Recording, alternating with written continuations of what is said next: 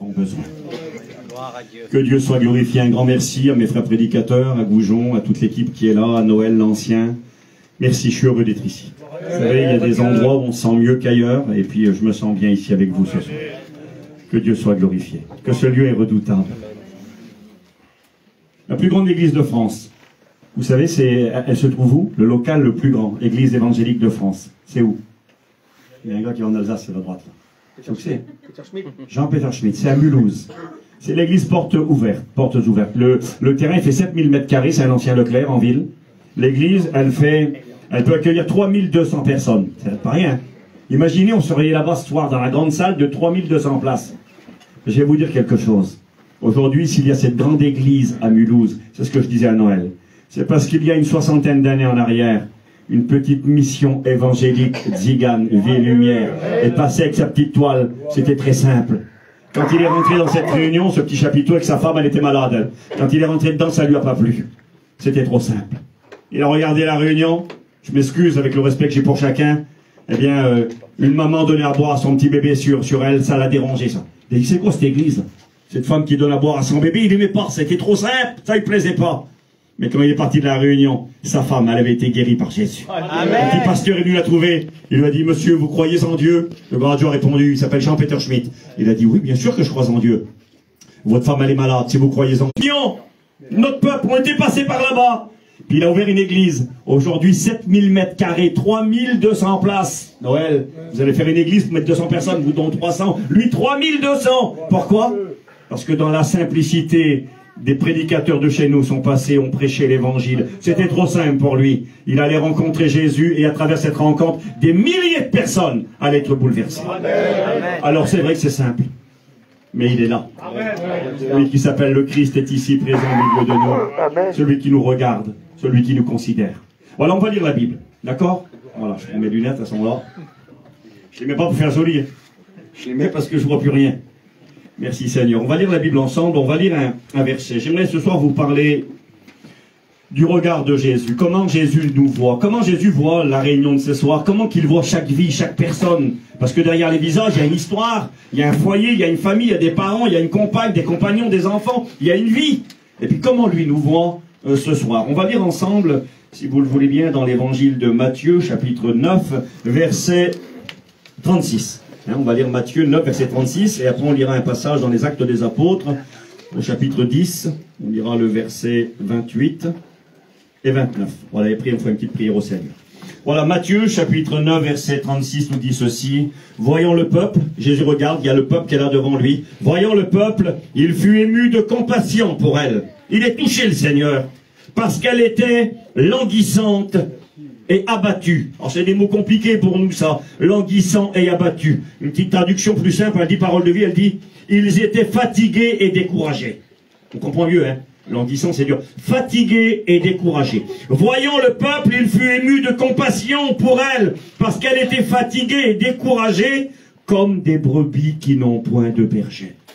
Jésus regarde le peuple, il a un regard, et son cœur est touché.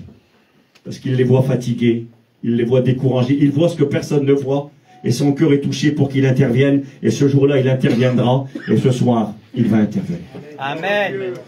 On lit un deuxième passage, si vous le voulez bien, Acte 10, versets 28 et 29. C'est l'apôtre Pierre qui parle, et il va expliquer qu'il a appris quelque chose. Et j'aimerais vous le dire, parce que souvent, quand on prêche, nous les pasteurs, on dit « j'ai rien à vous apprendre ». Mais je crois qu'on a besoin d'apprendre du Seigneur. Amen. On est à l'école de Dieu. Celui qui dit qu'il a tout compris, qu'il a tout et qu'il sait tout et qu'il n'a plus rien à apprendre, eh bien ça m'étonnerait.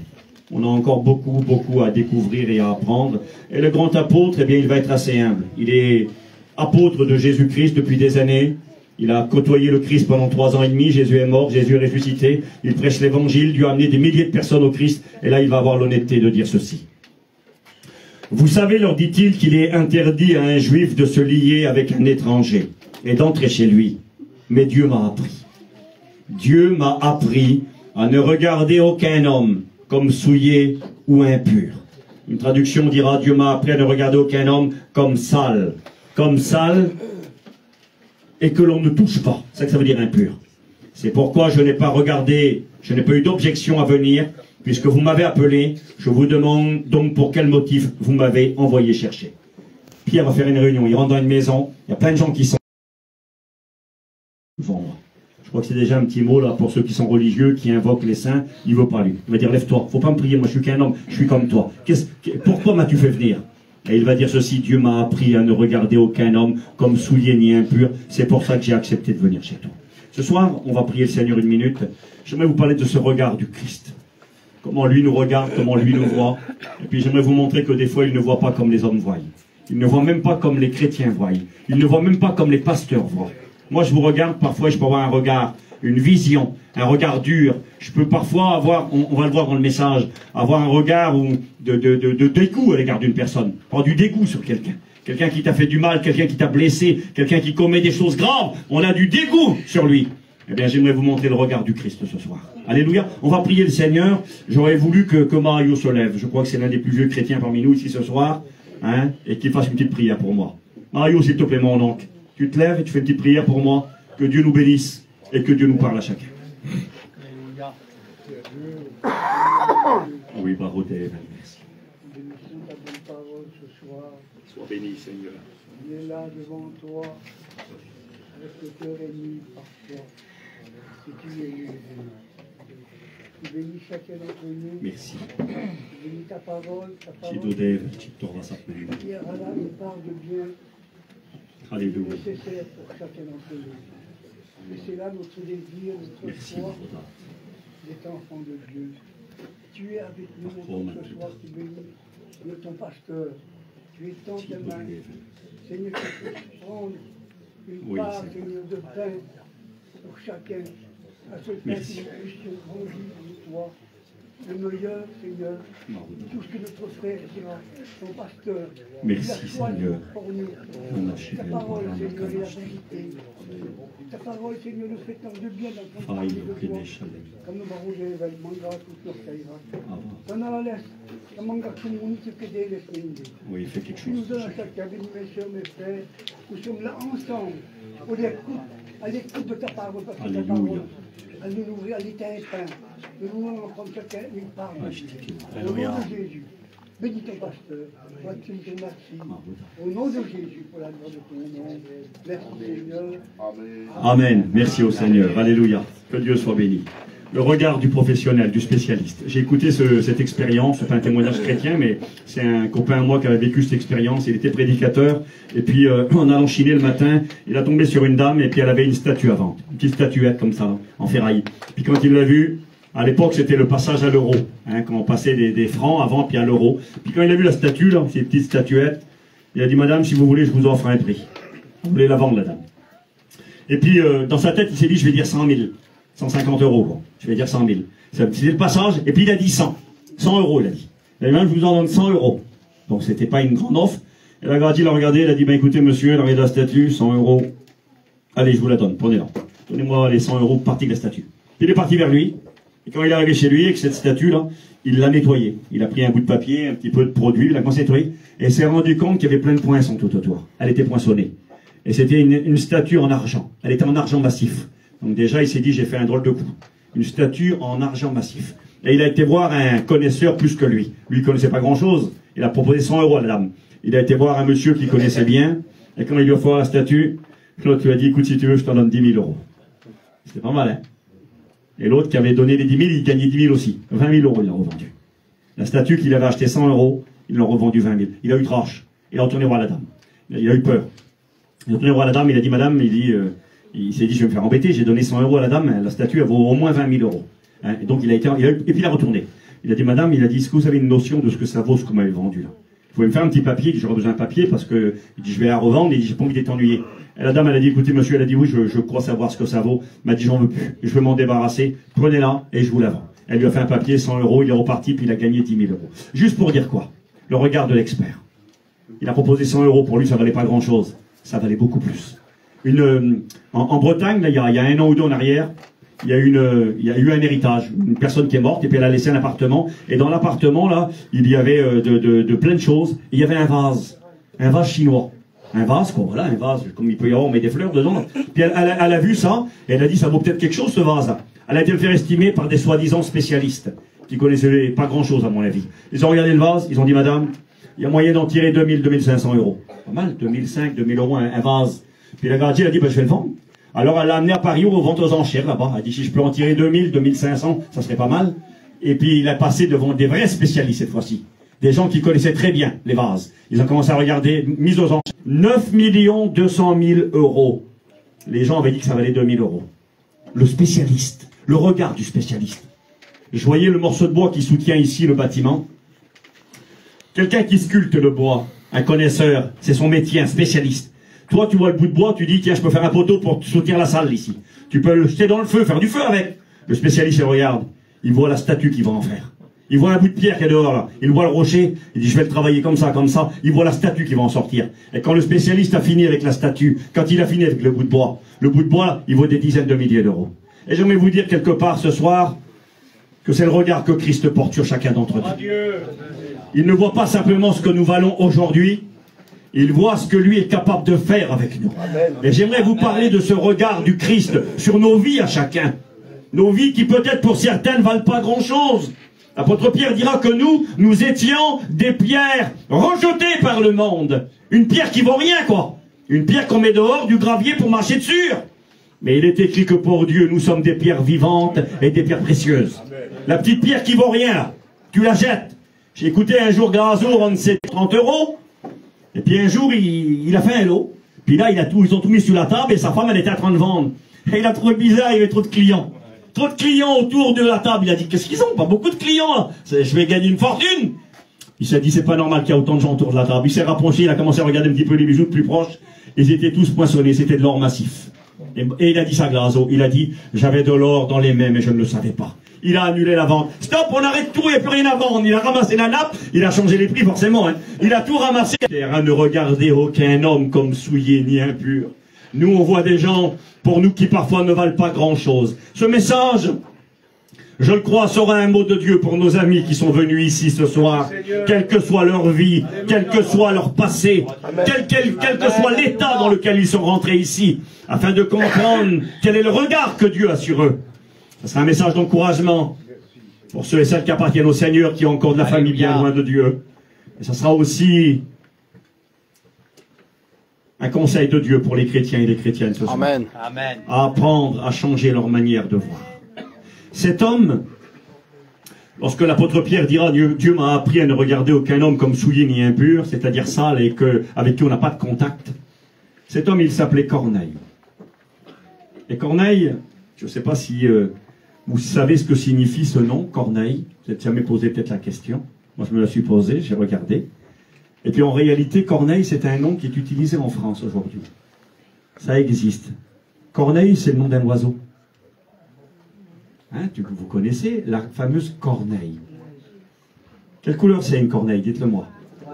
C'est noir. C'est de la famille de quels oiseaux qui sont plus connus? Corbeau. Exactement. C'est de la famille des corbeaux, une corneille. Une corneille, c'est un petit corbeau. Quel nom qu'il a?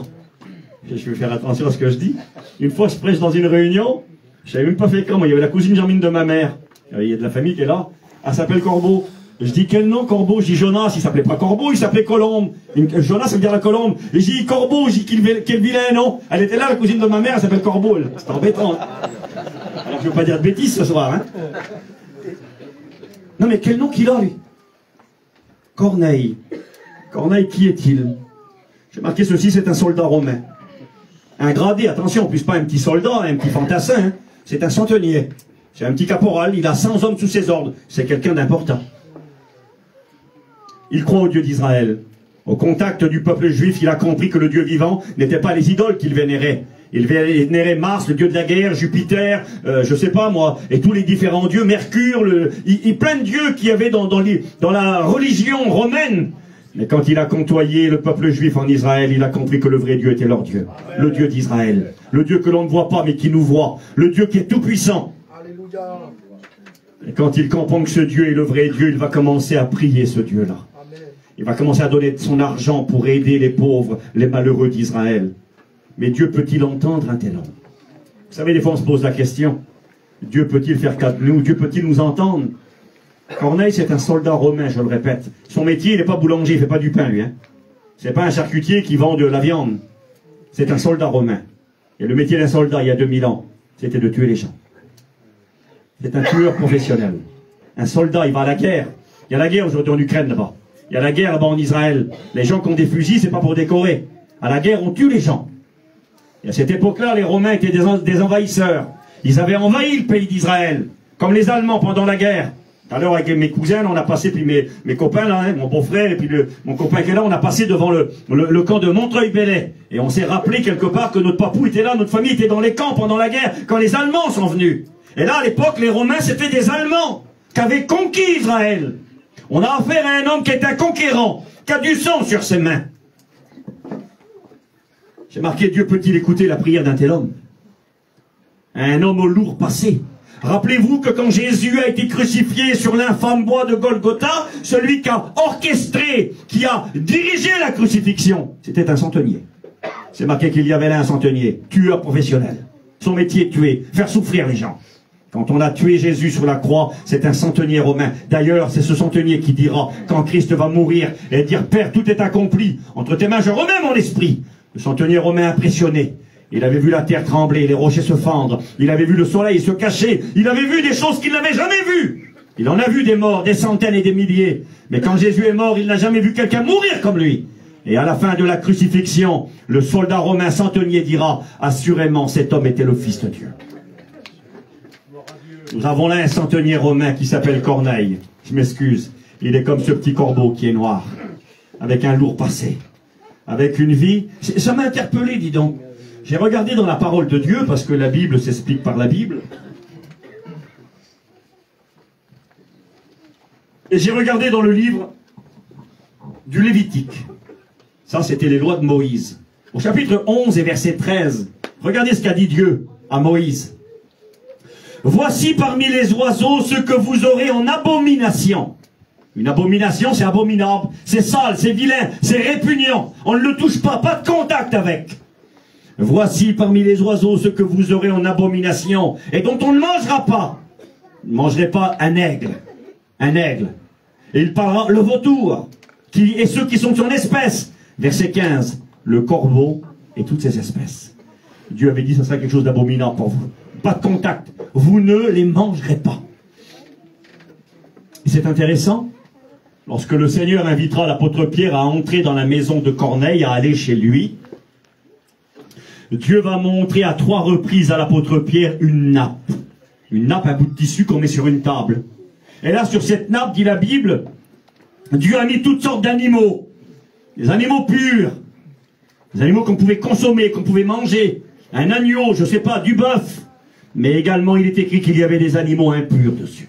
Et le Seigneur va dire 3 fois à l'apôtre Pierre, Pierre, regarde la nourriture que je mets devant toi, les animaux, purs et impurs. Tue et mange. Et Pierre va répondre au Seigneur, mais non Seigneur, jamais rien d'impur n'est rentré dans ma bouche. Et une deuxième fois, le Seigneur lui dira, Pierre, ce que moi j'ai déclaré pur, ne le considère pas comme impur. Tue et mange. Et ce n'est pas écrit, mais c'est en accord avec l'écriture. Parmi les animaux impurs, il y avait les corbeaux. Et certainement, sur cette table et sur cette nappe, il y avait des corbeaux. Prends le corbeau, tue-le et mange-le. Seigneur, je peux pas, moi, j'ai pas de relation, j'ai pas de contact avec ce qui est impur. Et quand il arrive, c'est cet homme, 3 jours plus tard, quand il arrive, il est écrit que l'homme, il s'appelle le petit corbeau, la Corneille. Et quelque part, je crois que c'est un enseignement. Regardez ce que j'ai noté. Corneille, le soldat romain, le gradé ennemi d'Israël, qui pourtant priait Dieu, faisait des offrandes, espérait être écouté de Dieu. Dieu peut-il écouter un tel homme? J'ai marqué, Dieu l'entendra. Dieu l'entendra, il sera le premier païen, c'est-à-dire non-juif, sauvé. Le premier baptisé dans le Saint-Esprit. Le premier païen à devenir enfant de Dieu. Il sera la porte ouverte pour sa famille, pour ses amis. Il sera le premier membre de l'Église de Jésus-Christ qui ne sera pas un juif. C'est important. Premier païen sauvé, baptisé dans l'Esprit, enfant de Dieu, et plus. J'ai marqué, il ne sera plus un corbeau, un impur. Merci Seigneur, le premier baptisé d'eau est porte ouverte pour tous les siens et pour nous aussi. Amen. Donc c'est extraordinaire comment Dieu a choisi et fait diriger les circonstances pour le premier converti de l'Église et que le Seigneur dira, ce que j'ai regardé, ce que je déclarais pur, ne le regarde pas comme impur, et Pierre va dire, j'ai appris. J'aimerais ce soir, à travers la Bible, vous rappeler trois histoires. Trois petites histoires, trois paraboles que Jésus a racontées dans l'évangile de Luc au chapitre 15. Jésus racontera trois histoires. Il racontera l'histoire d'une brebis qui s'est perdue. Je vais lire la Bible dans une seconde. Un berger avait 100 brebis, il en a perdu une. Et là, Jésus va raconter l'histoire de la brebis perdue, que le berger va aller chercher jusqu'à ce qu'il la trouve. Ensuite, Jésus racontera l'histoire d'une femme, qui cette fois-ci n'a pas 100 pièces, mais 10. Elle a 10 pièces d'argent. Elle en perdra une aussi. Et elle va la chercher avec beaucoup d'attention jusqu'à ce qu'elle la trouve. Et quand elle l'a trouvée, elle invitera tous ses amis pour se réjouir. Elle avait trouvé la pièce perdue. Et ensuite, Jésus racontera une troisième histoire, l'histoire d'un fils perdu. Une brebis perdue, une pièce perdue, une brebis perdue. Une brebis sur 100, une pièce sur 10, un fils sur 2. On voit que la barre, elle monte. On va le voir de suite. Et puis, quand Jésus raconte ces trois petites histoires, ces trois petites paraboles, regardez-moi. Pourquoi le fait-il et pour qui le fait-il? En réalité, il le fait pour les gens qui se croyaient bien. Il le fait pour les gens religieux, pour les gens qui méprisaient les autres, pour les gens qui disaient, lui, ne peut pas être chrétien. Elle peut pas être sauvée. Elle a été trop loin, elle en a trop fait. On ne peut pas avoir de contact avec ces gens-là. Où est-ce que c'est écrit? On va lire ensemble dans Luc chapitre 15, verset 1er.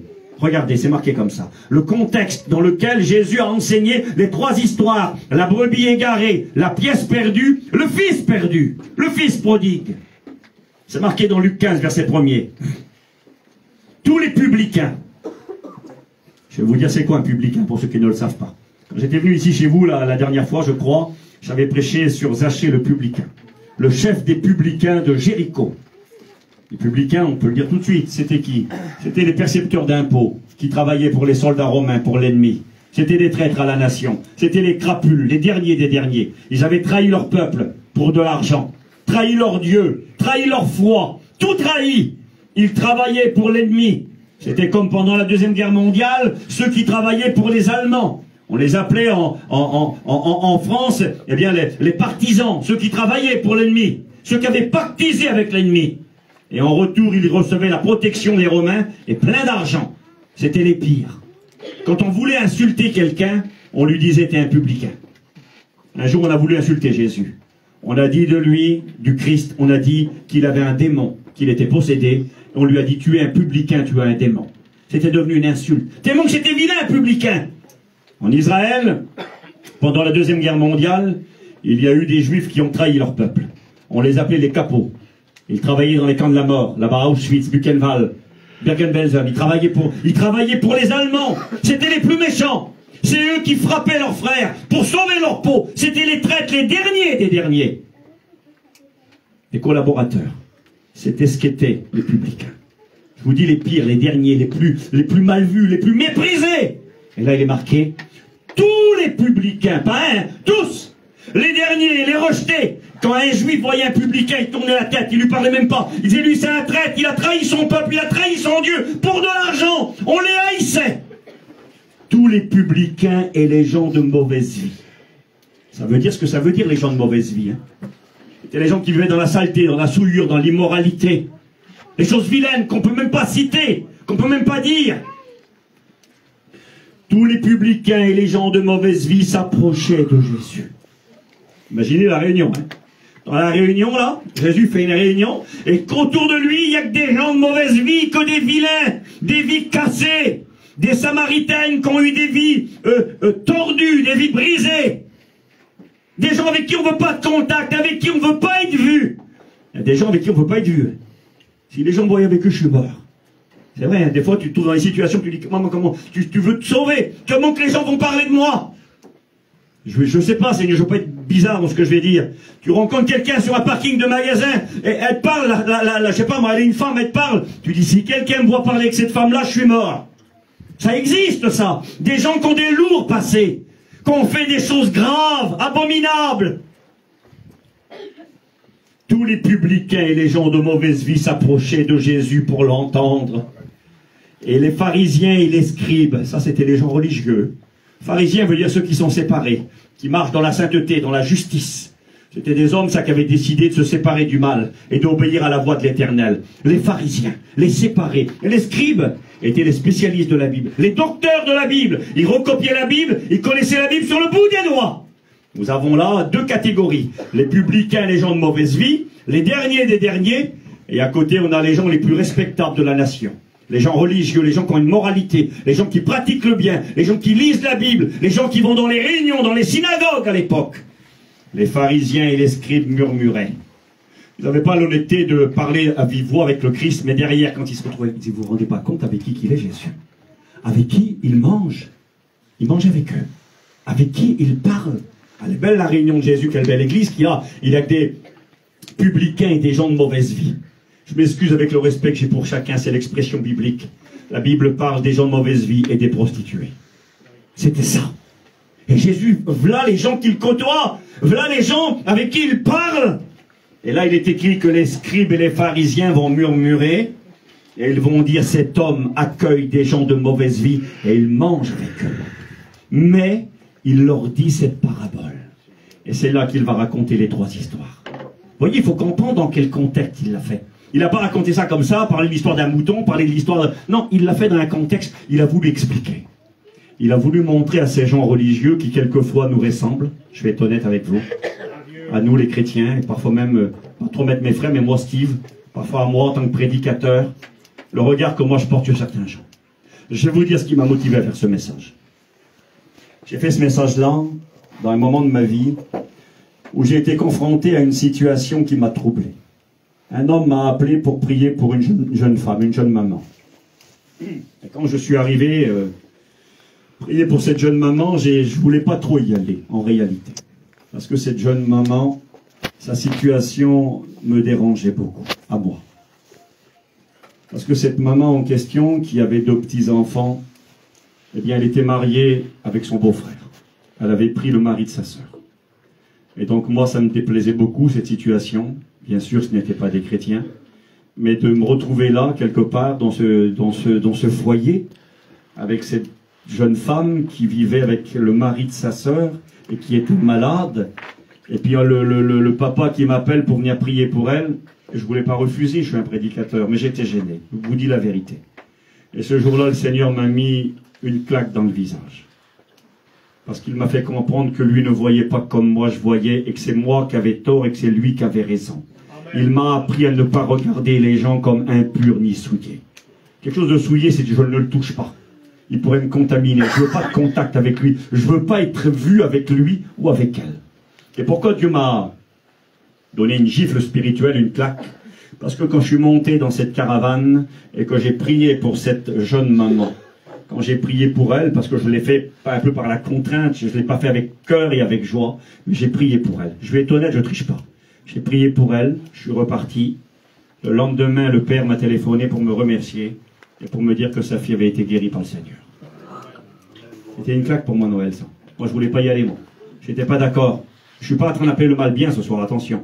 Je suis pas en train de dire que le bien c'est mal et que le mal c'est bien, pas du tout. Je suis en train de vous dire que Dieu ne regarde pas les choses comme moi. Je suis en train de vous dire que Dieu veut faire grâce.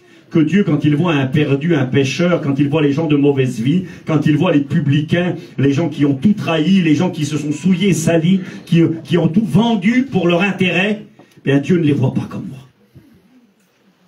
Et là, Jésus va raconter ces 3 petites histoires pour ces gens-là. Et quelque part, nous devons le prêcher à nos amis qui ne sont pas convertis. Comment Jésus les voit? Mais on a besoin, pour nous qui sommes chrétiens, de le réaliser. De le réaliser pour prendre courage quand dans nos familles, il y a de telles personnes. Vous savez qu'il y a des gens sur qui, pour nous, il n'y a pas d'espoir. Certaines femmes, peut-être ici ce soir, quand elles pensent à leur compagnon, elles se disent, mais lui, jamais il pourra se convertir. Ça fait 5 ans, 10 ans, 20 ans que je prie pour lui. Il est toujours le même, voire même il est pire qu'avant. Il est méchant, il m'insulte, il ne veut pas de Dieu. Il me fait la guerre, il boit. La misère. Des mamans qui pourraient dire ce soir, mais mes enfants, la misère qu'il nous faut. Mes neveux, mes nièces. Quand on voit parfois certaines vies, on veut pas, on est gêné. La drogue qui fait des ravages. Les foyers cassés, brisés, l'alcool, la misère. On se dit, Seigneur, mais comment? Et ça ne changera jamais pour eux. J'aimerais vous dire qu'avec le Christ, tout peut changer. Amen. Il est écrit ceci, Jésus racontera la première histoire. Quel homme d'entre vous, s'il a 100 brebis, et qu'il en perde une sur 100, ça représente, mais c'est pas tant que ça.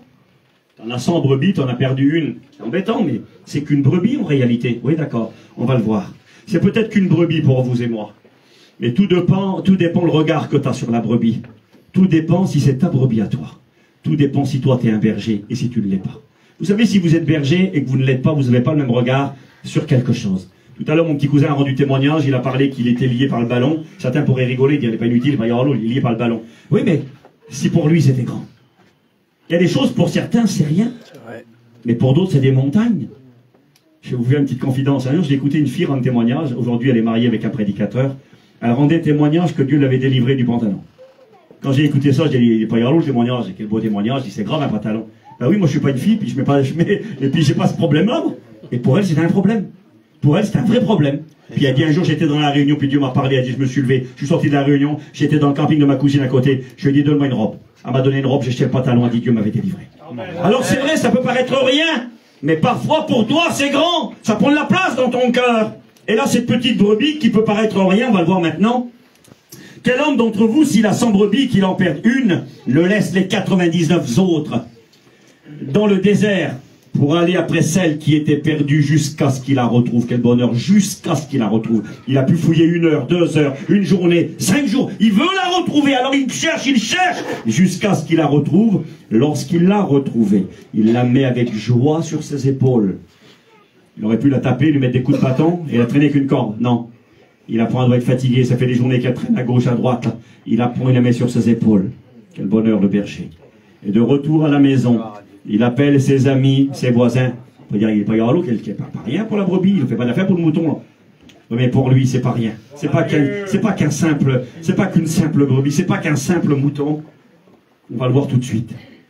Il l'amène chez lui et il appelle ses amis et ses voisins et il leur dit, venez, on va faire la fête, on va se réjouir. Mais pourquoi? Réjouissez-vous avec moi car j'ai retrouvé ma brebis qui était perdue. De même, je vous le dis, il y aura plus de joie dans le ciel pour un seul pécheur qui se repent que pour 99 justes qui n'ont pas besoin de repentance. J'ai marqué, la brebis est un animal doux, écoutez-moi, doux, utile, en donnant sa laine, son lait, sa viande et son sang. Ah bon? Oui, à l'époque biblique. Aujourd'hui, c'est valable. Une brebis donne de la laine pour faire des vêtements, pour réchauffer l'être humain. Elle donne de son lait pour boire du lait, pour faire du fromage. Elle donne de sa viande pour nous nourrir. Mais à l'époque biblique, elle donnait aussi son sang, elle donnait sa vie pour le pardon des péchés. L'homme qui était pécheur devait aller au temple avec un agneau, une petite brebis, et il l'offrait en sacrifice pour le pardon de ses péchés. Et puis, j'ai noté ceci, quel animal précieux. Mais voici que l'animal s'est égaré. Et parce que le berger aime sa brebis, il ira la chercher et parfois même prendre des risques pour elle. Souvenez-vous dans 1 Samuel 17, verset 34, lorsque David parlera devant le roi Saül, lorsqu'il voudra aller combattre le fameux géant Goliath, et que Saül va hésiter quelque part, parce que celui qui allait combattre contre le géant Goliath, s'il perd le combat, c'est tout le peuple qui devient esclave. Il fallait vraiment être sûr du coup. Et là, on a un petit jeune homme de 17 ans qui dit, moi je vais y aller, je vais me battre avec Goliath. Mais je ne vais pas te confier l'avenir du peuple entre tes mains. Et là, David va dire ceci. Il va convaincre Saül par son témoignage et son expérience. Il va dire, tu sais, moi je suis rien, je suis un petit berger de Bethléem. 8-9 kilomètres de Jérusalem. C'est là-bas qu'on élevait les petits agneaux pour les offrir en sacrifice dans le temple. Il va dire, moi je suis un petit berger de Bethléem. Mais tu sais, là-bas dans les champs, quand je garde les troupeaux de mon père, et que parfois il arrive qu'un lion ou un ours vient, et qu'il prend une de mes brebis, tu sais ce que je fais? Je cours après le lion, ou je cours après l'ours. Une histoire de fou. Comment ça? Tu cours après un lion, toi, pour une brebis? Mais t'es fou, quoi. Il va te tuer le lion. Oui, il va peut-être me tuer le lion, mais cette brebis, elle m'appartient. Et il est hors de question que je laisse mourir ma brebis entre les mains du lion ou de la patte de l'ours. Il va dire, je cours après le lion ou après l'ours. J'arrache la brebis de sa gueule. Et s'il se tient devant moi, s'il se dresse devant moi, je me bats avec l'ours. Seigneur, se battre avec un ours, on pas content.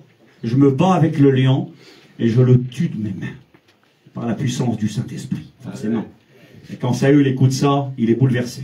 Il voit que ce petit jeune homme de 17 ans, non seulement il a du cran, mais il connaît Dieu. Il voit que Dieu est avec lui. Il lui dit, bah, si c'est comme ça, allez va, je te laisse aller au combat. Mais ce qui est intéressant, c'est le cœur du berger. David le berger, capable d'aller se battre avec un lion ou un ours, capable d'aller à la mort pour sauver une brebis. Il y a de cela une quinzaine d'années peut-être, je me trouvais en mission au Mont-Saint-Michel. Tu as fait des missions là-bas, Noël, Mont-Saint-Michel? Tu as été là-bas, hein? Dans les grands champs de brebis, là. Ben, moi, j'ai fait des missions là-bas. Et puis, j'étais en mission, et j'ai été me promener à l'époque avec mon frère et puis quelques garçons. Puis, on a été sur le bord de l'eau, là. Et là, qu'est-ce qu'on a vu? Il y avait plein de champs partout, il y avait des rivières qui traversaient. Et de l'autre côté de la rivière, on a vu un troupeau de moutons. Écoutez, voilà, un troupeau de brebis, là. Puis à un moment donné, on a bien vu que le troupeau était parti là-bas, et juste de l'autre côté de la rivière, là, à 20 mètres de nous, 25 mètres, il y avait un petit mouton. Il s'était approché de l'eau, peut-être pour boire, je sais pas moi, et puis il s'est enfoncé dans la vase. Là-bas au Mont-Saint-Michel, c'est renommé parce que là-bas, il y a des sables mouvants, c'est très dangereux. Et la mer, elle monte à la vitesse d'un cheval au galop, c'est très très dangereux. Et puis donc, l'eau était baissée, et le petit mouton, il s'était approché pour prendre de l'eau, l'autre côté, là, et il était enfoncé, les 4 pattes dans la vase, il était bloqué, et l'eau allait monter.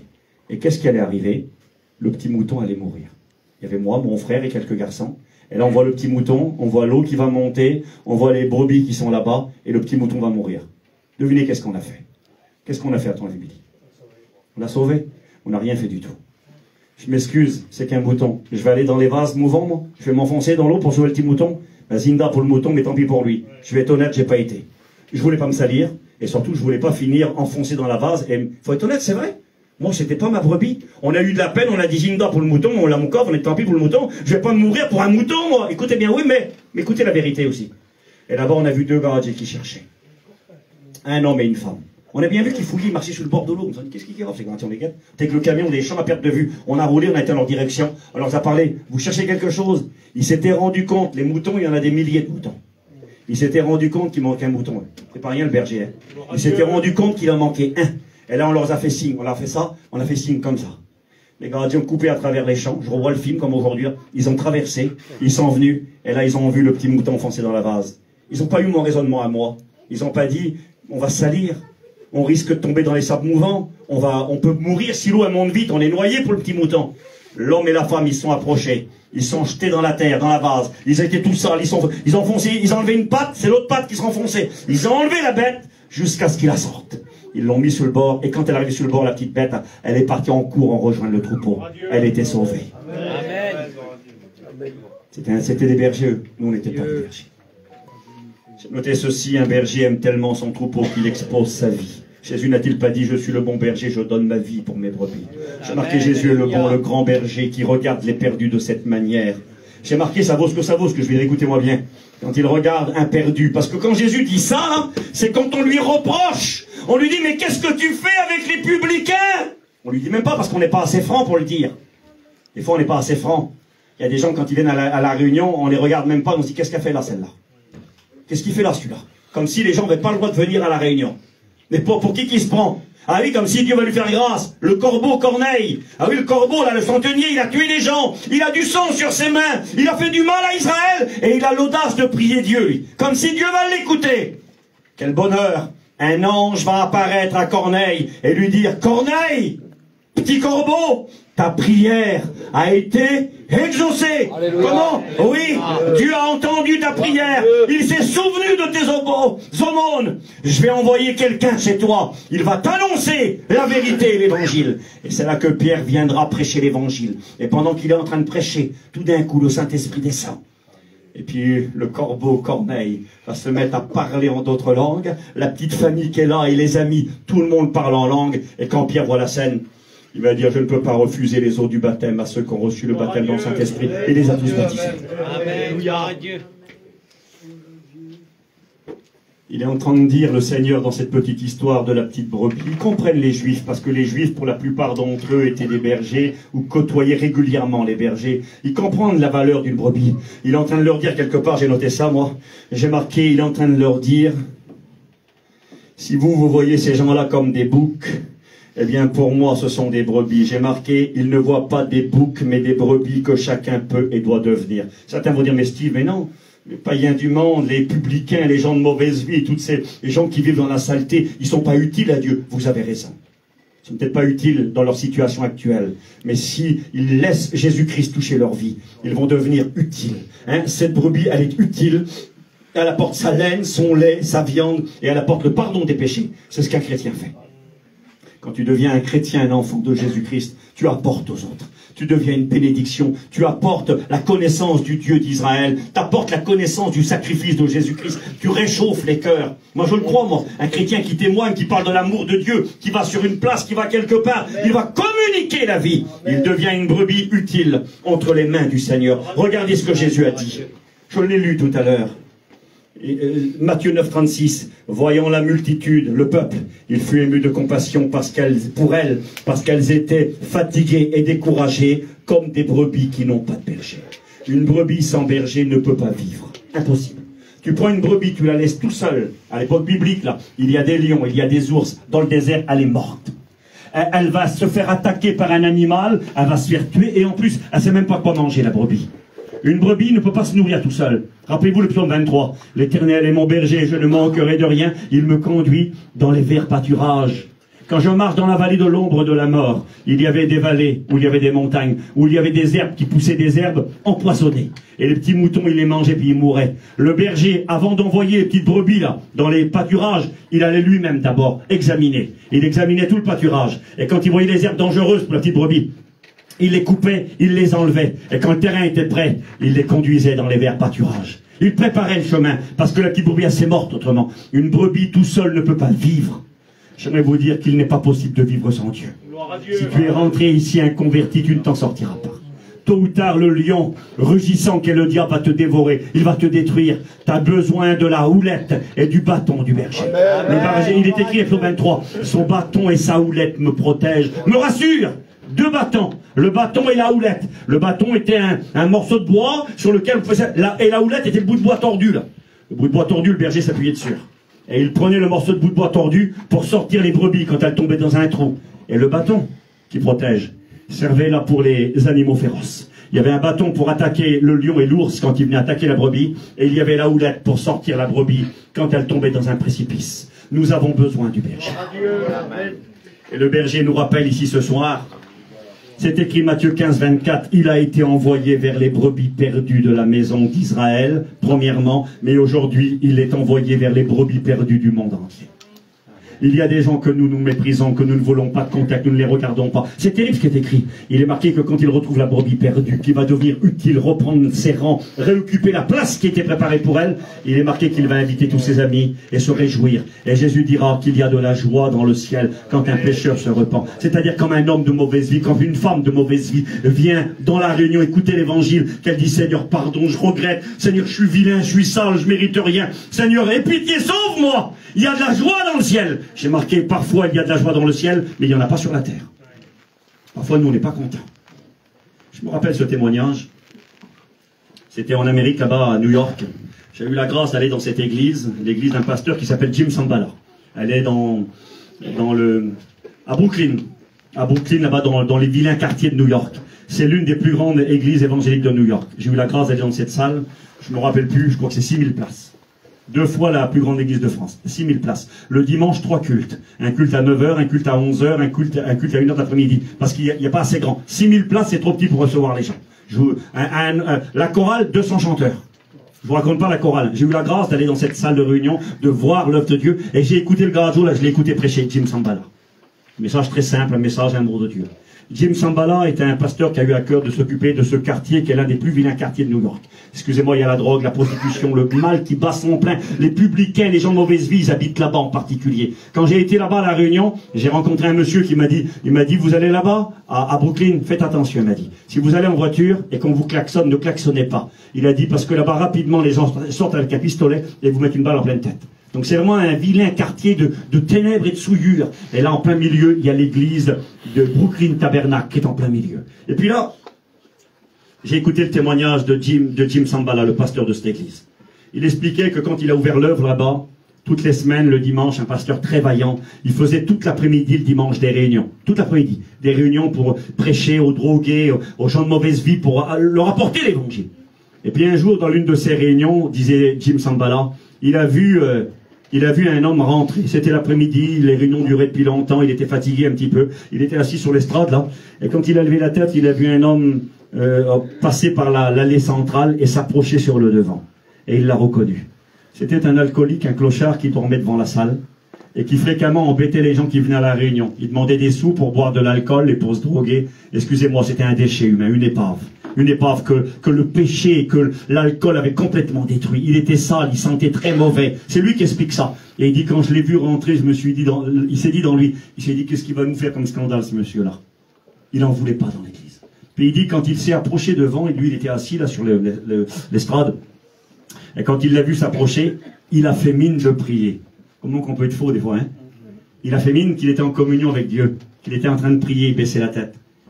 Et puis à un moment donné, ce petit garageau, il s'est avancé devant, là, ce clochard alcoolique qui était là devant, un déchet de la vie. Il est venu devant et il a crié, tout doucement, il a dit, pasteur, je voudrais vous parler. Et vous savez ce qu'il a fait le pasteur? Il a fait mine qu'il était en train de prier encore plus. Il voulait pas, il s'est dit, qu'est-ce qu'il va me faire? Il va encore me demander des sous pour acheter de l'alcool. Et regardez comme ça, il a fait. Il s'est approché de l'alcoolique. Je n'ai pas le temps de la personne. Hein. Il s'est approché et de loin comme ça. Hein. Il a tendu le billet comme ça. Il sentait très très mauvais. Il s'était pas lavé depuis des semaines et peut-être des mois. Il vivait dans la crasse dehors, dans la saleté, dans les ténèbres. Il lui a tendu le billet de 5 $. Il lui a tendu en voulant dire, écoute, tiens, prends tes 5 $ et dégage. Et va t'acheter ton litre de vin et puis fous-nous la paix. Et le petit clochard l'a regardé. Et il lui a dit, pasteur, je veux pas vos 5 $.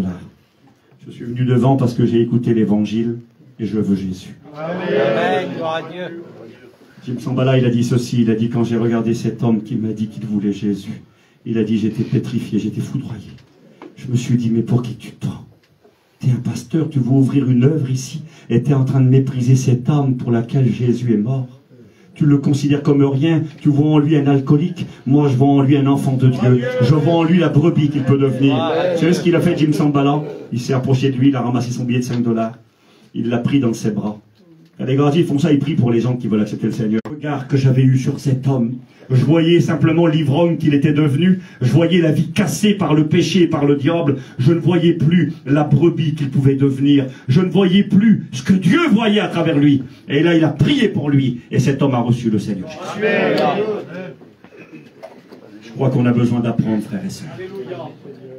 D'apprendre, de réapprendre, de prendre conscience. Pierre a appris, moi j'ai besoin d'apprendre à ne regarder personne comme impur ni souillé. Parce que la grâce de Dieu, là où le péché a abondé, la grâce surabonde. Parce que la grâce de Dieu, type de 11, source de salut pour tous les hommes, a été manifestée pour les centeniers romains qui s'appellent petits corbeaux. Quelle que soit leur vie, leurs ténèbres, la grâce est venue pour tous les hommes. Même si ça ne plaît pas aux religieux. Même si nous on n'est pas d'accord parfois. Je l'ai dit, moi, j'étais pas d'accord. Et le Seigneur m'a dit, pour qui tu te prends, Steve? Moi, je la guéris, cette petite fille.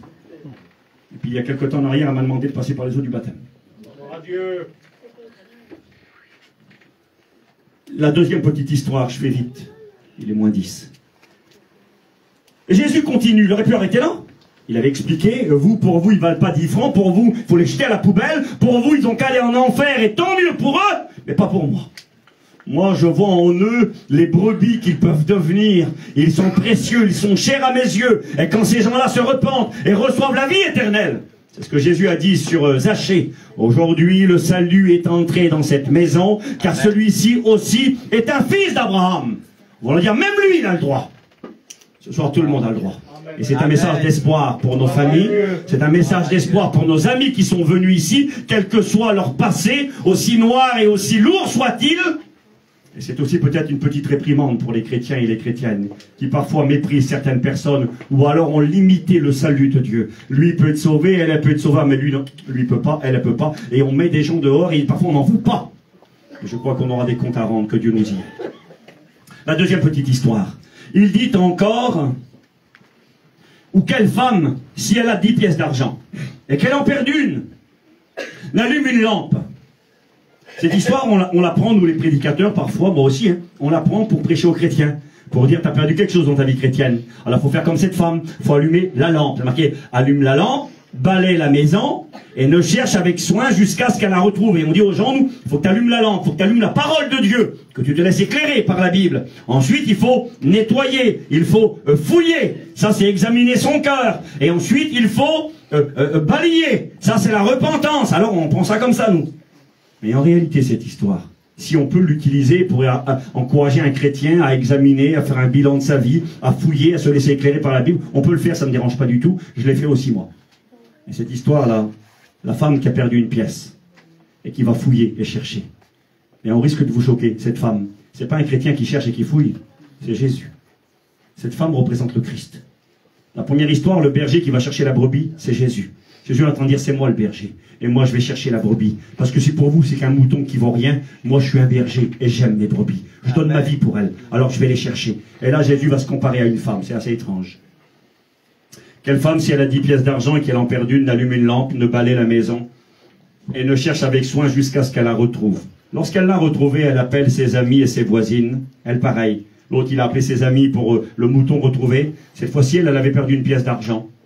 Pourquoi tant d'affaires pour une simple pièce? J'ai regardé, c'était une pièce d'argent qui représentait, qui faisait 3,4 grammes d'argent. Et puis, elle représentait, je regarde pour pas dire de bêtises, 10 drachmes, elle représentait 10 jours de travail.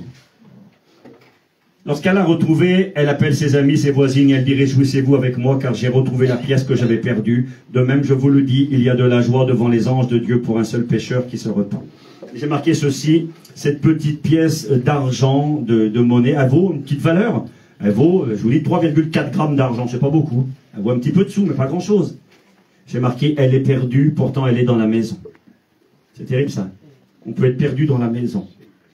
Un petit cousin qui a rendu témoignage. Il a dit, moi je faisais pas les 400 coups, je buvais pas, je faisais rien de bizarre, mais j'ai compris que j'étais perdu. Et ça c'est valable de prendre conscience ce soir que l'évangile n'est pas uniquement pour les publicains, les gens de mauvaise vie, mais parce qu'il n'y a pas un juste, pas même un seul, que tous sont pécheurs et privés de la gloire de Dieu, elle est valable pour chacun d'entre nous. Elle est valable pour les petites mamans qui s'occupent de leur petit foyer, qui font à manger à leur mari, qui s'occupent de leurs petits-enfants, qui font rien de mal, mais s'ils n'ont pas Jésus. De 50 à 1 franc, les pièces de 2 francs, là, on joue à l'attrait, on joue à la vire. Et puis quand tu gardais les pièces un petit moment dans les mains, elles étaient bouillantes les pièces. En fait ça, les pièces elles étaient chaudes, on les gardait dans notre main. Une pièce tu la laisses tout seul, elle devient toute froide, c'est de la ferraille, elle est gelée. J'ai marqué cette pièce, elle est perdue. Elle est dans les ténèbres, elle est froide et sans vie. Elle est avec de la poussière et de la saleté, il faut prendre un balai pour nettoyer. Elle est de la saleté et la poussière. J'ai marqué, il faut balayer, il faut enlever les obstacles. Et quelque part, ce sont bien ceux qui nous entourent. C'était nous avant. C'était moi dans mon péché, dans ma misère, dans ma drogue, dans le vol, dans la misère où j'étais. J'étais là avec la boue du péché, avec le diable et les démons, avec toutes ces chaînes qui me tenaient captif. J'étais froid, sans vie et vide, et j'étais perdu dans les ténèbres. Mais il m'a regardé. J'ai la situation. J'ai marqué, elle a besoin qu'on vienne la chercher. C'est ce que Jésus a fait patiemment par le Saint-Esprit. Il est descendu, il est venu chercher et sauver ce qui était perdu. Il te cherche depuis tellement longtemps. Il aurait pu dire, c'est bon, la pièce laisse tomber. Non, non, je laisse pas tomber. C'est qu'une petite pièce, mais pour moi, elle représente beaucoup. Je vais vous dire pourquoi. Il la cherche. Et si parfois pour nous, une âme n'est presque rien. J'ai écouté un pasteur d'une grande église à Paris, là, la semaine dernière, j'étais là-bas, et il m'a dit ça. Il m'a dit, Steve, tu sais, le président Jimmy, il disait souvent ça. Une âme, ça a valu trop cher à Dieu. La brebis aura été tuée par le lion. Il la laissera, dira, ça y est, elle est morte, c'est fini. Et ce soir, tant que tu es en vie, il y a encore possibilité de te laisser tuer par le bon berger. J'avance. J'ai marqué, si la valeur financière de cette pièce n'est pas importante, sa valeur sentimentale et ce qu'elle représente est énorme. Pourquoi? Elle en a 10 des pièces, cette jeune fille, elle en perd une. Pourquoi que c'est si important une petite pièce? Écoutez pourquoi. Sa valeur financière n'était pas grande. Elle avait une valeur sentimentale et elle représentait beaucoup. Pourquoi? Cette pièce faisait partie d'un collier de 10 pièces d'argent, offert par le fiancé à sa fiancée. Vous savez qu'il y a des objets qui valent cher. Je t'aime mon père, des petits mots. Tu guettes le dessin, il ressemble à rien, le dessin. Tout bizarre, ça ressemble à rien. Tu guettes le dessin, tu dis, il n'est pas l'autre, c'est quel vilain dessin. Ouais, pour toi, il vaut rien le dessin. Mais moi, c'est ma petite qui l'a fait. Et quand je regarde le dessin, ça n'a plus la même valeur. C'est ma petite qui me l'a donné. Je vois ma petite derrière le dessin. Il y a des choses dans la vie qui ont une valeur sentimentale. C'est pas la valeur de ce que ça vaut, un bijou là, en argent qui vaut pas grand chose. Mais des fois, si c'est quelqu'un qui était cher à tes yeux qui te l'a donné, ça prend une autre valeur. Et là, j'ai noté ceci. Si la valeur financière n'était pas grande, la valeur sentimentale était énorme. Cette pièce faisait partie d'un collier de 10 pièces d'argent qui était offert par le fiancé à sa fiancée pour leur mariage. Cette pièce représente l'amour que 2 personnes ont ensemble, un jeune homme et une jeune fille. Elle représente le mariage, la réjouissance et l'avenir. Quand on se marie, c'est pour fonder un foyer. On voit de l'avenir. On va se marier, on aura des enfants, on va avoir un terrain, une maison, un camping. On voit tout notre avenir dans le mariage. L'homme qui a dit, écoute, tu le mettras sur ton cou, sur ton front, le jour du mariage. Ça représentera notre mariage. C'était une histoire d'amour. Et là, j'ai marqué ceci. Cette pièce qui représente l'amour, l'avenir, est devenue un bijou. C'était une petite pièce qui vaut pas grand-chose, mais pour la petite jeune fille, c'est devenu un bijou. J'ai marqué un collier que l'on porte sur son front, fièrement, le jour de son mariage. Cette femme représente Jésus et la pièce représente le perdu, le publicain, l'homme et la femme de mauvaise vie. C'est ce qu'il veut dire le Seigneur quand il explique cette histoire. Il attend de dire ces gens que vous méprisez. Vous n'êtes pas d'accord que je mange avec eux. Moi, c'est pour eux que je suis venu. Ils représentent pour moi une brebis perdue sur 100. Elle a du prix. Il y aura bientôt ce que la Bible appelle dans l'Apocalypse au chapitre 19, les noces de l'agneau. Et dans ces noces, il y aura une épouse. Et l'épouse, c'est qui? L'épouse, ce sont tous les hommes et les femmes qui ont cru en Jésus, qui se sont laissés trouver par lui. Nous sommes l'avenir de Jésus-Christ. Jésus va venir nous chercher bientôt, cette histoire d'amour. Il va nous amener dans le ciel, mais tu ne vas pas les amener à eux. Jésus a dit, les publicains et les gens de mauvaise vie vous précéderont dans le royaume de Dieu. Ces gens qui sont prêts à se laisser sauver. Ces gens que quand Jésus les regarde, il dit, vous voulez mépriser, mais moi je vois ma fiancée là à travers eux. Je vois le ciel. Au moins dans ce qu'elle représente, c'est-à-dire le mariage, l'avenir, une histoire d'amour. C'est ce qu'elle représente, la petite pièce là. Et j'ai marqué, elle vaut au moins dans ce qu'elle représente plus que la brebis. Une brebis perdue, 1 sur 100, c'est important pour un berger, je l'ai dit. Elle est utile, il y a un avenir. Jésus dit, c'est une brebis pour moi. Et il va plus loin maintenant. Il dit pas 20, il n'en a pas 100 non plus. Il en a 2. Et il va perdre ces 2 garçons. Et moi j'ai noté ça dans ma Bible. Une brebis sur 100, une pièce sur 10, un garçon sur 2. C'est une manière de dire à ceux qui critiquent et qui ne sont pas d'accord, de dire, tu vois, ces inconvertis que tu n'aimes pas, ces païens qui vivent dans la souillure, la saleté, la misère, que toi tu veux les jeter à la poubelle. C'est une brebis perdue, ça veut dire, je les aime. C'est une pièce perdue pour la fiancée, je les aime. C'est un fils perdu pour son père, je les aime. C'est ça que ça veut dire. Je les aime, je les aime, je les aime. Et ce soir, je te le dis, le Seigneur t'aime. Alléluia. C'est ça? Oui, c'est vrai. Jésus t'aime, Nicky. Tu Nicky Cruz, hein, le chef de gang américain, qui a tué des gens, qui a tapé sur le pasteur. Le pasteur lui a dit, Jésus t'aime, Nicky. Et Nicky, le chef de gang. J'ai presque fini. Le jeune fils, le fameux fils prodigue, quelle belle histoire de la Bible. J'aime cette histoire. Un papa qui a 2 garçons. Moi, j'en ai qu'un. J'ai un fils unique. Et j'ai 2 filles. Ce papa qui a 2 garçons, certains peuvent s'imaginer ce soir. Le plus jeune, c'est terrible, c'est pas le plus vieux. Ça aurait été plus vieux, ça aurait été pareil, vous avez raison. Mais le plus jeune, le petit dernier, celui à qui tu fais attention, celui qui est la prunelle de ton œil. Je lis la Bible. Il dit encore, un homme avait 2 fils. Le plus jeune dit à son père, mon père, donne-moi la part de bien qui doit me revenir. Et le père leur partagea son bien. Quel bon père, qu'il est gentil, le père. Tout ce qu'il a gagné durement, il donne à ses garçons. Vous savez, tout ce que l'on a, c'est pour nos enfants. Peu de jours après, le plus jeune fils, ayant tout ramassé, partit pour un pays lointain, où il dissipa son bien. C'est ce que ça veut dire prodigue. Prodigue, c'est quelqu'un qui dépense tout ce qu'il a. Au-delà de ce qu'il peut. Il va tout dépenser. Quand on est jeune, on arriva dans le pays, parce que c'est toujours comme ça. Il commença à se trouver dans le besoin, il alla se mettre au service d'un des habitants du pays qui l'envoya dans les champs garder les cochons. Il aurait bien voulu se rassasier des carouges, de la nourriture que mangeaient les cochons, mais personne ne lui en donnait. Étant entré en lui-même, il se dit, combien de mercenaires, d'ouvriers dans la maison de mon père ont du pain en abondance, et moi ici je meurs de faim. Je me lèverai, j'irai vers mon père. Quelle belle histoire, Seigneur. J'irai vers mon père. Je lui dirai, mon père, j'ai péché contre le ciel et contre toi. Rappelez-vous que Jésus raconte cette histoire à des gens qui ne sont pas d'accord. À des gens qui disent, mais c'est des publicains, c'est des gens de mauvaise vie. Ils vont aller en enfer, tant mieux pour eux, et tant pis pour eux. Ils ont été trop loin, ils sont trop sales. Et Jésus raconte l'histoire d'un papa avec ses 2 enfants, ses 2 garçons. Et il est en train de dire à ces gens-là, si pour vous ils ne valent rien. J'ai marqué ça, ça m'a touché. C'est comme ça qu'il parle, le frère aîné. Puis parfois c'est comme ça que nous on parle, parce que les frères aînés, c'est nous dans l'histoire. Les frères aînés dans l'histoire, c'était les pharisiens et les scribes. C'était les gens qui fréquentaient les synagogues, qui avaient une moralité, qui étaient religieux, et qui regardaient les païens, les gens du dehors, et qui les méprisaient, et qui disaient, ces gens-là, on n'en veut pas à la réunion, hein. Ils sont perdus, ils sont trop vilains, ces gens-là. C'est des drogués, des alcooliques, des méchants, des vies dépravées. Je m'excuse, des gens qui ont eu 50 mariages. On n'en veut pas chez nous, ces gens-là. On ne veut pas les côtoyer. J'ai marqué, peut-on avoir pitié et pleurer sur un tel fils? Égoïste, souillé, perverti. C'est un vilain, c'est un drogué, un alcoolique, il a fait les 400 coups, il a fait ci, il a fait ça. Ah bah tant pis, il a pris 50 prisons, tant mieux, il aurait dû en prendre 10. C'est vrai. Et si c'est ton fils aussi. Tu donneras ce que tu as et ce que tu n'as pas. Tu paieras à l'avocat 30 000 euros, tu les as pas, tu vas vendre le camping, le terrain, tu vas faire tout ce que tu... C'est mon petit, il est en prison, je veux pas qu'il reste en prison. C'est mon fils. Puis ton petit, il pleure, il dit, mon père, comment je vais faire, je peux plus m'en sortir. Comment je vais faire? Je sais pas, mon fils, je vais me couper les bras, je vais donner tout ce que je peux, je vais tout vendre. C'est mon fils. Peut-on avoir pitié d'un tel fils? J'ai marqué, oui, si c'est le tien. Gloire à Dieu. Et quand Jésus regarde les perdus, c'est comme ça qu'il les voit. J'ai marqué un fils, le plus jeune, innocent. Il n'est pas si innocent que ça, mais écoutez bien. Quand tu es jeune, Seigneur, innocent, j'ai marqué inconscient, naïf, une proie facile pour le monde et pour le diable. C'est un petit. Il refuse les conseils. Mon cousin témoignait tout à l'heure, hein, sa vie, là. Et à 16 ans, la vie cassée, brisée, le diable avait tout détruit, là. Et puis malgré tout, il ne voulait pas de Dieu. Je me revois, moi, tout jeune, à 18 ans, je me croyais tellement intelligent. Je me croyais tellement supérieur à tout le monde, je croyais tout savoir. J'étais tellement naïf, tellement fou.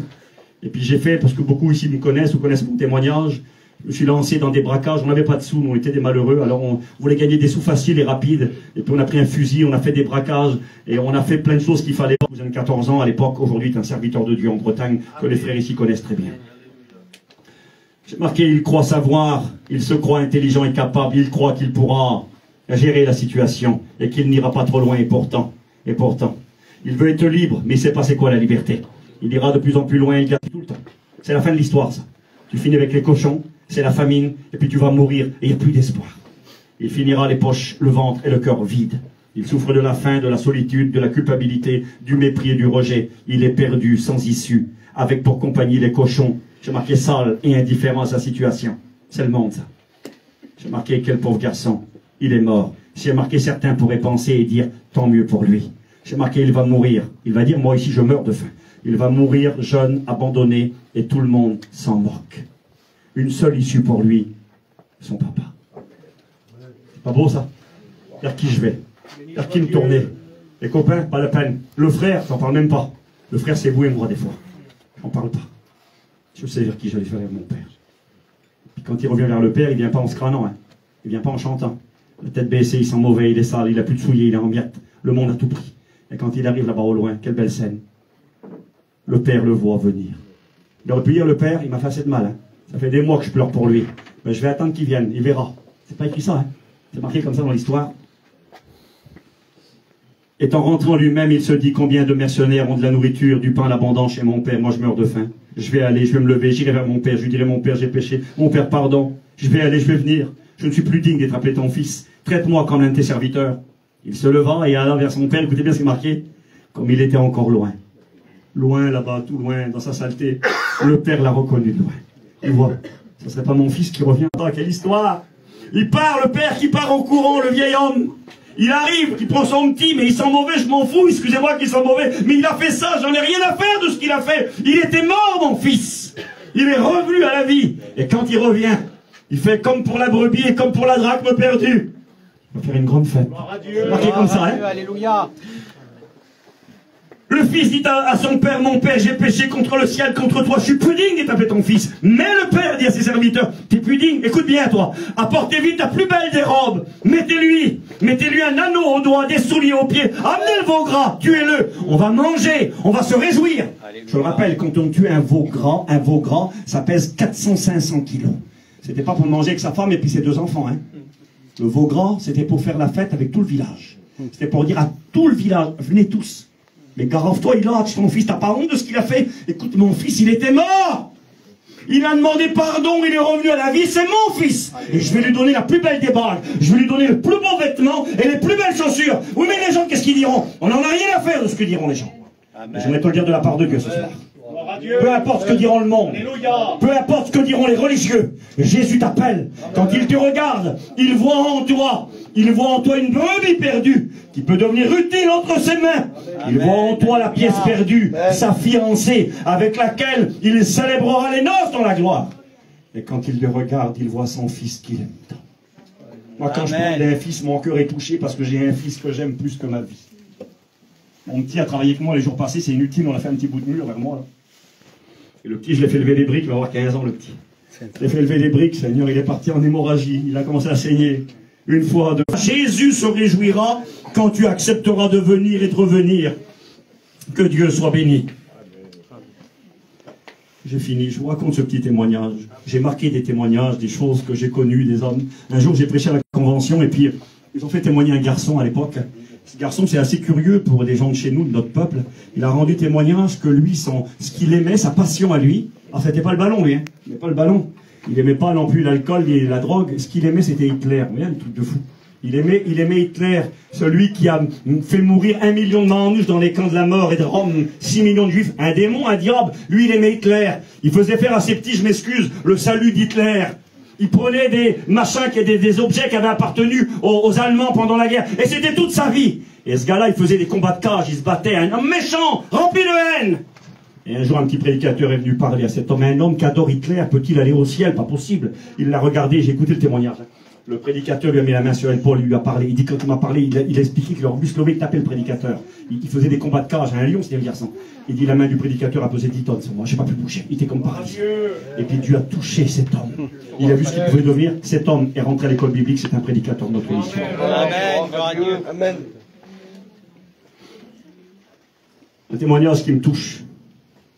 Quand Dieu regarde un inconverti, Pierre, il a appris à ne pas regarder les hommes comme impurs ni souillés. Il faut que vous appreniez, chrétiens, chrétiennes. Il faut que moi aussi j'apprends. Il y a des gens, nous on n'est pas contents. Jonas n'était pas content que les gens de Ninive se convertissent. C'est pour ça d'ailleurs qu'il est parti et qu'il a fui vers Tarsis. C'est marqué, hein. Quand il arrive et qu'il se convertisse, il va dire à Dieu, c'est pour ça que je ne voulais pas venir ici. Parce que je savais que tu étais lent à la colère et riche en miséricorde et prêt à pardonner ces gens-là. Et moi, je ne voulais pas.